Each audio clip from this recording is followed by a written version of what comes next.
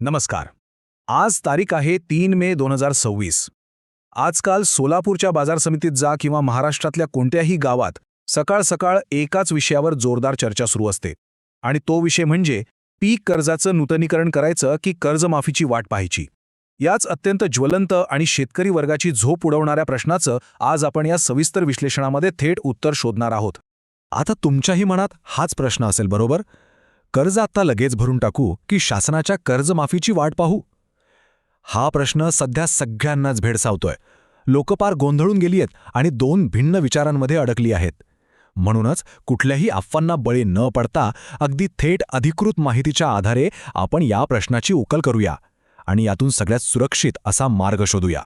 सध्याची परिस्थिती बघितली तर ज्या शेतकऱ्यांच्या कर्जफेडीची मुदत जवळ आलीये किंवा उलटून गेलीये त्यांची अवस्था खूप बिकट आहे. मोबाईलवर सतत बँकेचे मेसेजेस धडकतायत, अधिकाऱ्यांचे थेट फोन येतायत, लगेच कर्ज रिन्यू करा अशा कडक सूचना मिळतायत. यामुळे एक वेगळाच आर्थिक आणि मानसिक ताण निर्माण झालाय हे तळागाळात अगदी स्पष्टपणे जाणवतंय.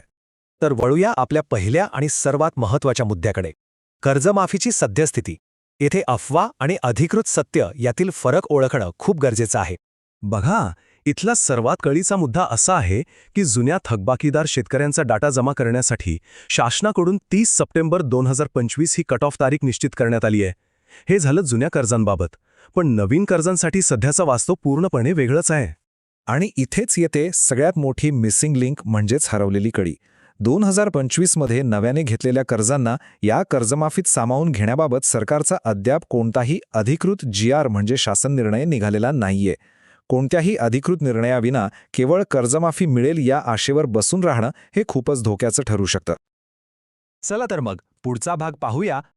थकबाकीदार विरुद्ध नियमित कर्जदार. मुदत टळून गेल्यानंतर नेमकं काय होतं ते समजून घेऊया.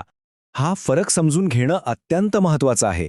जर मुदत टळली आणि बँकेने तुमच्यावर थकबाकीदार म्हणजेच डिफॉल्टर असा शिक्का मारला तर शासनाकडून मिळणाऱ्या सगळ्या सवलती आणि व्याजाचा परतावा याचे दरवाजे कायमचे बंद होतात. या उलट जे नियमित कर्जदार आहेत त्यांच्यासाठी अनुदानाचे आणि व्याज परताव्याचे मार्ग मोकळेच राहतात. हा फरक खरंच खूप गंभीर आहे. आता आपण पाहूया नियमित कर्जदार असण्याचे सर्वात मोठे फायदे. हे फायदे खरंच खूप लक्षवेधी आहेत. सर्वात मोठी आणि रंजक गोष्ट म्हणजे हा 50,000 रुपयांचा आकडा. जे कर्जदार बँकेत अगदी वेळेवर नियमितपणे कर्ज भरतात त्यांना शासनाकडून 50,000 रुपयांपर्यंतचं घसघशीत प्रोत्साहनपर अनुदान मिळू शकतं. आता विचार करा, केवळ एका अनिश्चित कर्जमाफीच्या आशेपोटी हे हमखास मिळणारं मोठं अनुदान गमावणं कितपत शहाणपणाचं आहे. आणि एवढंच नाही बरं का, नियमित कर्जदारांसाठी व्याज परताव्याची एक भक्कम सिस्टीम उपलब्ध आहे. तुम्ही बँकेत वेळेवर व्याजाची रक्कम भरली आणि तुमचं कर्ज नियमित ठेवलं की शासन कालांतराने ते व्याज थेट तुमच्या बँक खात्यात जमा करतं. म्हणजेच अंतिमतः व्याजाचा 1 रुपयाचाही अतिरिक्त भुर्दंड तुम्हाला सहन करावा लागत नाही. आहे की नाही फायद्याची गोष्ट? तर आता सर्वात महत्त्वाचा प्रश्न, या परिस्थितीत नेमकं योग्य पाऊल कोणतं उचलायचं? प्रत्येकाच्या कर्जफेडीच्या वेळेनुसार सुरक्षित मार्ग कोणता ते ठरवूया. सगळ्यात आधी ज्यांच्या कर्जाची मुदत अजून बरीच दूर आहे त्यांनी काय करायचं?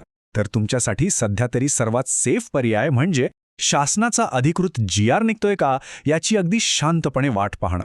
मुदत लांब असल्यामुळे आत्ताच बँकेत जाऊन घाई करण्याची काहीच गरज नाही. पण लक्ष द्या, जर तुमच्या कर्जाची मुदत अगदी जवळ आली असेल किंवा आधीच संपून गेली असेल तर हे 3 सोपे टप्पे लगेच फॉलो करा. पहिलं म्हणजे त्वरित बँकेत जा, दुसरं फक्त व्याजाची रक्कम भरा आणि तिसरं तुमचं कर्ज नियमित ठेवा. या साध्या उपायामुळे बँकेचा तो सततचा तगादाही थांबेल आणि भविष्यात मिळणाऱ्या सर्व सवलतींची तुमची पात्रताही अबाधित राहील. शेवटी हा एक अत्यंत महत्त्वाचा प्रश्न स्वतःला नक्की विचारून पहा, केवळ एखाद्या अनिश्चित कर्जमाफीसाठी हे निश्चित मिळणारं 50,000 रुपयांचं अनुदान आणि इतर सवलती गमावणं खरंच परवडणारं आहे का? अजिबात नाही. चुकीच्या माहितीमुळे खूप मोठं नुकसान होऊ शकतं.